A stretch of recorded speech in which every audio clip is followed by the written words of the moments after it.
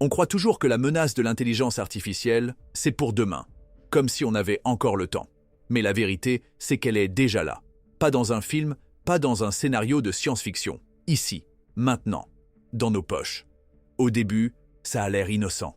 Une IA qui danse, une autre qui fait rire, une image générée, une chanson inventée. On applaudit, on s'amuse. Mais le lendemain, cette même technologie peut créer une fausse déclaration d'un président, une photo truquée d'un conflit, une vidéo qui trompe des millions de personnes en quelques heures. Et tout le monde la partage sans vérifier. Voilà le vrai danger. Parce que l'IA ne se contente pas d'imiter. Elle influence. Elle infiltre nos conversations, nos décisions, nos émotions.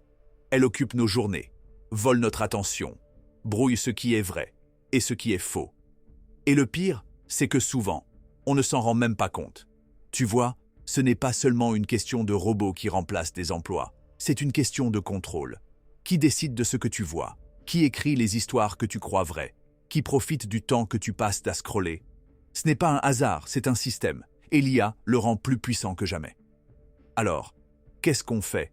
On baisse les bras? On vit dans la peur? Non, on peut réagir.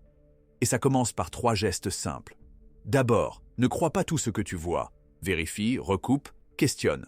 Ensuite, protège ton attention, coupe les notifications, choisis ce que tu consommes, reprends la main sur ton temps. Enfin, forme-toi. Plus tu comprends ces outils, moins tu en es victime. Personne ne te demande de devenir expert. Il suffit d'ouvrir les yeux, de garder ton esprit critique et d'agir avec conscience.